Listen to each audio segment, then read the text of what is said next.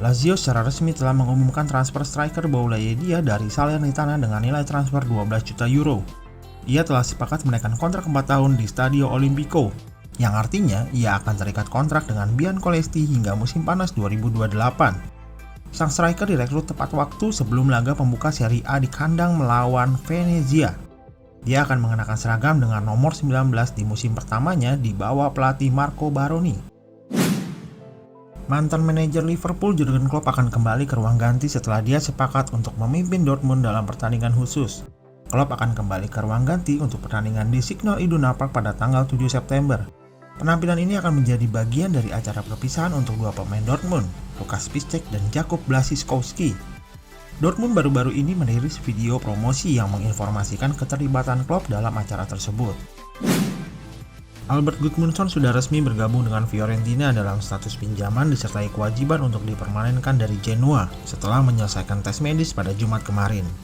Penyerang timnas Islandia ini dilaporkan pindah dengan mahar 8 juta euro untuk masa pinjamannya. La Viola kemudian akan membayar 17 juta euro untuk mempermanenkannya plus 3,5 juta euro untuk bonus yang menjadikan kesepakatan mencapai 28,5 juta euro untuk menjadikannya permanen.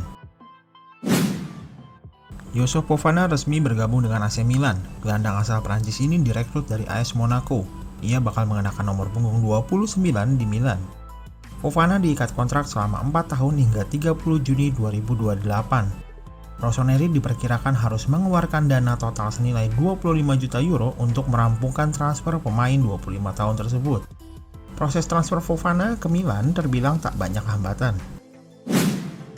Liverpool meraih hasil mantap di pekan pertama Liga Inggris 2024-2025. Si Merah mengalahkan Ipswich Town dengan skor 2-0 yang berlangsung di Portman Road. Liverpool berhasil mengemas 2 gol di paruh kedua. Gol-gol itu dicetak oleh Diogo Jota dan 1 gol lagi dicetak oleh Mohamed Salah. Dengan golnya, Salah menciptakan rekor tersendiri di IPL. Salah menjadi pemain yang mencetak gol terbanyak di laga pertama dalam sejarah IPL yakni 9, di mana dia melewati rekor gol Alan Shearer di laga perdana yang menjebol gawang lawan 8 kali. Di sisi lain, sang pelatih Arne Slot juga sukses merasakan kemenangan di laga perdananya. Di match lain, Forest berimbang saat menjamu Bournemouth dengan skor sama kuat 1-1 yang berlangsung di City Ground Stadium. Tuan rumah unggul di babak pertama melalui gol Chris Wood. Namun di babak kedua, Bournemouth mencetak gol penyeimbang melalui Antoine Semenyo. Di match ini menjadi mimpi buruk untuk pemain Nottingham Forest, yaitu Danilo. Gelandang asal Brasil itu mengalami cedera pergelangan kaki usai mendarat dengan posisi yang tidak ideal. Kemudian Arsenal menang ketika menjamu Wolverhampton pada laga pertama Premier League 2024-2025 dengan skor akhir 2-0. Arsenal harus menunggu hingga menit ke-25 untuk bisa mendapatkan gol pertama melalui Kai Havertz. Arsenal baru bikin gol lagi pada menit 74. Kali ini giliran Bukayo Saka yang nyekor. Di match berikutnya, Newcastle juga berhasil amankan poin penuh usai menang tipis dari tamunya Southampton dengan skor 1-0. Gol tunggal kemenangan Newcastle di laga ini tercipta berkat gol Joelinton. Sebelum terjadinya gol, Newcastle bermain dengan 10 orang sejak menit ke-28 karena Fabian Schär di kartu merah. Masih dari Liga Inggris, Brighton sukses mempermalukan tuan rumah Everton dengan skor telak 0-3 pada pekan pertama IPL 2024-2025. Kaoru Mitoma mencetak gol pembuka Brighton pada babak pertama menit 25. Kemudian menit ke-56, Danny Welbeck menggandakan keunggulan Brighton. Memasuki menit ke-66, Ashley Young menambah mimpi buruk Everton karena mendapat kartu merah. Keunggulan jumlah pemain dimanfaatkan Brighton untuk mencetak gol ketiga melalui Simon Adingra. Dari beberapa match itu, kini Brighton memuncaki klasemen sementara IPL 2024-2025 karena unggul selisih gol. Kita beralih ke Liga Italia. Inter Milan gagal meraih kemenangan pada laga pembuka Serie A 2024-2025 karena sang juara ditahan imbang oleh tuan rumah Genoa dengan skor akhir 2-2. Genoa mampu unggul terlebih dahulu melalui gol Alessandro Fogliaccio menit 20. Inter kemudian bisa membalikkan keadaan karena 2 gol dari Marcus Thuram berkat assist dari Nicolo Barella dan Davide Fratesi. Namun kemenangan Inter yang sudah di depan mata kemudian sirna. Genoa mendapat penalti di menit akhir usai Jan Bisek handball. Di match lain, Parma yang kembali ke Serie A musim ini berhasil menahan imbang tamunya Fiorentina dengan skor akhir 1-1. Parma sempat unggul duluan berkat gol yang dicetak Dennis Mann.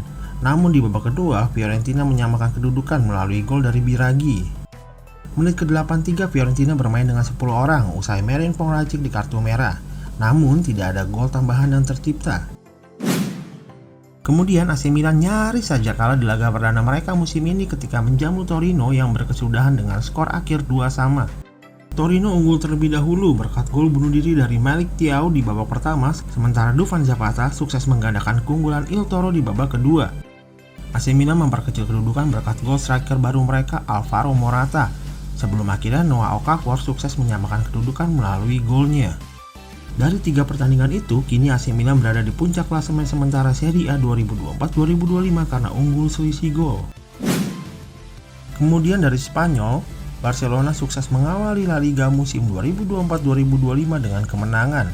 Bertamu ke markas Valencia, Las Azulgrana berhasil menang dengan skor 1-2. Valencia unggul terlebih dahulu melalui gol Hugo Duro, namun Barcelona mampu membalikan kedudukan melalui sepasang gol dari Robert Lewandowski. Berkat hasil ini, Barcelona menduduki peringkat 2 klasemen sementara La Liga 2024-2025. Dari Liga Prancis Ligue 1, Marseille menang besar di laga perdana mereka musim ini saat bertandang ke markas Brest dengan skor 1-5. Mason Greenwood berhasil mencetak brace untuk Marseille melalui gol cepatnya di menit 3 dan 1 gol lagi dirinya ciptakan melalui titik putih. Borussia Dortmund menghabisi Phoenix Lübeck 4-1 pada babak pertama di FP Pokal 2024-2025 yang digelar di Volkspark Stadium. Tim besutan Nuri Sahin itu sudah membuka keunggulan pada menit ketiga melalui Waldemar Anton. Penampilan dominan sukses membuahkan 2 gol lain di sisa waktu babak pertama via eksekusi penalti Emre Can dan melalui gol dari Julian Brandt di masa injury time. Phoenix sempat memberikan kejutan ketika Obina Iloka mencetak gol balasan, namun gol Julian Duranville 7 menit kemudian kembali memulihkan keunggulan 3 gol untuk Dortmund. Masih dari DFB Pokal, RB Leipzig juga menang dengan skor serupa atas Rot-Weiss Essen yang digelar di Stadion an der Hafenstraße. Tapi bedanya Leipzig sempat tertinggal lebih dulu dari tim divisi 3 tersebut sebelum akhirnya Benjamin Sesko berhasil menyamakan kedudukan untuk Leipzig. Lois Openda membalikan kedudukan pada menit ke-40. Leipzig baru sempat menambah gol lagi pada menit ke-84 melalui Antoine Nusa dan 3 menit kemudian lewat gol Xavi Simons. Bayer Leverkusen juara Piala Super Jerman usai menang 4-3 lewat adu penalti atas Stuttgart di Bayer Arena. Duel ke babak tos-tosan tersebut terjadi usai mereka bermain imbang 2-2.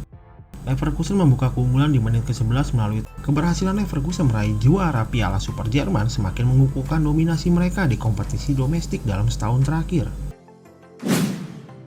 Al Hilal pernah bikin Ronaldo menangis pada final Kings Cup 2023-2024. Kini Alexander Mitrovic dan kawan-kawan kembali membuat tim CR7 Al Nassr gigit jari di final Saudi Super Cup. Al Hilal menang telak 4-1 atas Al Nassr meski sempat kebobolan lebih dahulu melalui gol Cristiano Ronaldo menit ke-44.